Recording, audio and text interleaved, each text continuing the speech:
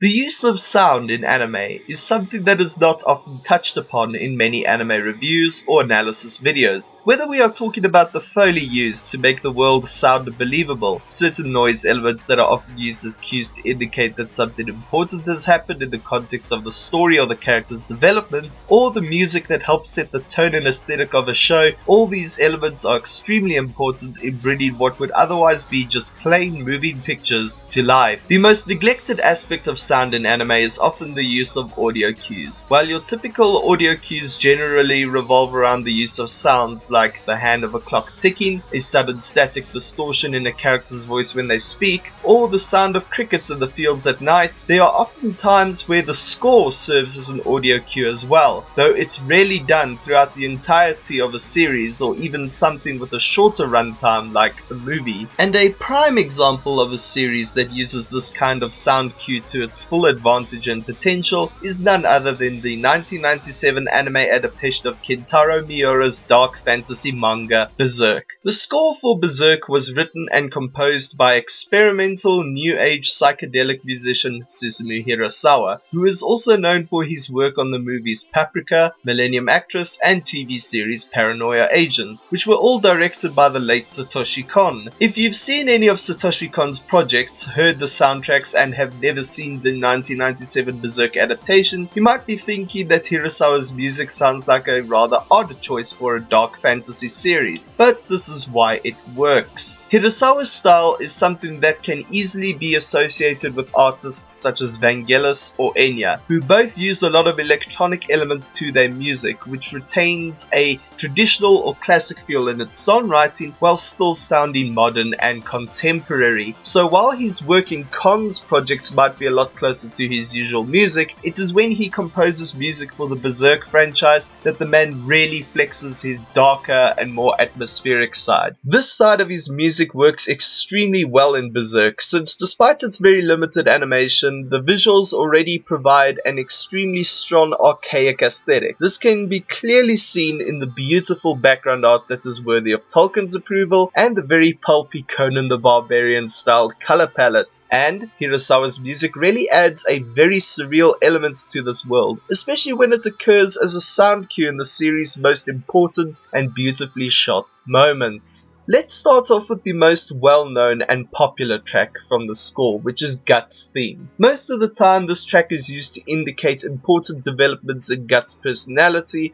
or his overall journey. There are two great scenes in this show that really showcase this. The first scene is when Guts challenges Griffith to a duel when they first meet, and the time Griffith challenges Guts to the same duel again when Guts decides to leave the Band of the Hawk. Before his encounter with Griffith and the Band of the Hawk, Guts lived an extremely harsh life. After being born from his mother's corpse, Guts was raised by a band of mercenaries led by a man named Gambino. Guts was treated rather harshly and was even abused. After an incident which left Gambino crippled and unable to fight, Gambino tried to murder Guts and blamed him for the death of his lover, who adopted Guts as her son. Guts accidentally kills Gambino in self-defense and is forced to flee. After several years of fighting for himself and drifting between mercenary groups, Guts finally encounters Griffith and his band of mercenaries. Now, it is important to keep Guts' past in your mind as this scene plays out, for I'm sure you can figure out by now that for basically his entire life up until this very moment, Guts has never really felt as though he has belonged anywhere and that nobody but himself cared about his existence. However, it is the moment that Griffith utters these words that Hirasawa's score perfectly conveys Guts' feeling.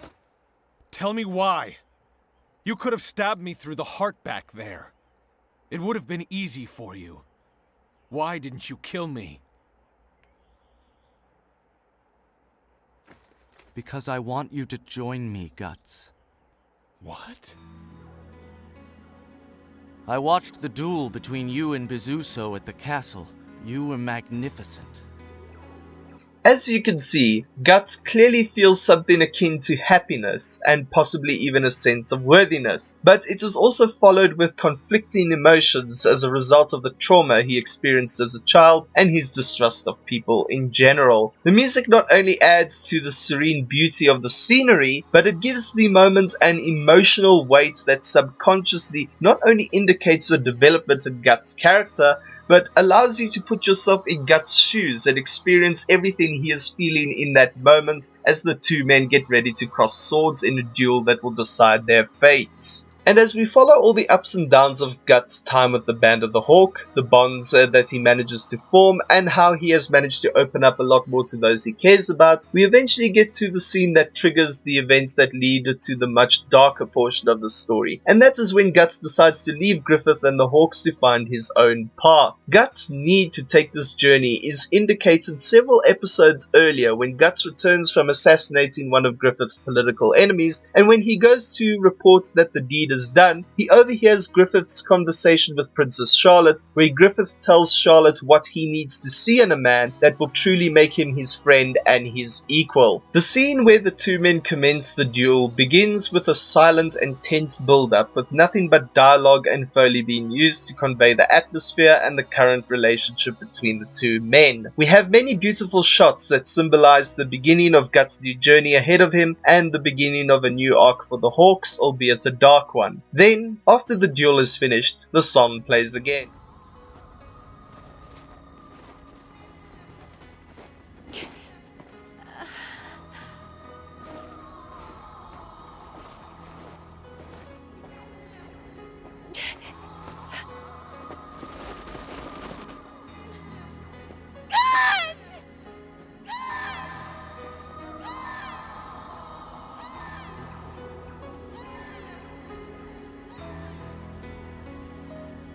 As you can see, the scene carries an even bigger emotional weight now. Guts' theme is already a very beautiful yet melancholic song that is meant to evoke a variety of conflicting emotions such as sadness and joy, calm and chaos, all into one haunting melody. And as Guts walks away without so much as saying goodbye, without even looking back when Casca cries out after him, we can feel the sadness, confusion and pain from Casca, the shock and disbelief from the other members of the Hawks, and the disbelief and utter defeat from Griffith. At the same time, while we are sad that Guts has left, subconsciously we feel glad for him that he wants to take this new journey, to find out why he continues to fight, and what his own goals and ambitions are in life, so that when he returns, he can hopefully be on equal footing with Griffith, and has proven himself worthy to be called his friend, even though we the audience know this doesn't happen. There are plenty of other great examples as well, like the use of the tracks Earth, which is generally used when it involves the overall progression of the Hawks, or Behelit, which is often used during scenes that contain more intense dialogue or build tension before or during important action scenes. But if I went into every single one of these, then knowing the limited attention span of the internet, nobody would watch my videos. In the end, Berserk is one of those series that is often looked to by many directors who are known for using music as a sound cue to indicate important elements in the story, whether it's in terms of the plot or the characters themselves. Also, the music serves as an example to any new and upcoming composers at just how important a piece of music is when conveying the emotion and atmosphere in a scene, and in helping to leave a long-lasting impression on everyone who sees it. And while not every single show uses music in this way, and not every single genre of show needs to, it is definitely something that needs to be paid closer attention. Because regardless of whether an anime is an adaptation of an existing source material or is an entirely original project, it is at the end of the day an audio-visual medium of art, which requires every element to work together to bring about the best experience for us viewers. Guys, thank you so much for watching. I apologize for this video taking so long, but I must admit that I had a difficult time trying to come up with something to talk about with regards to this show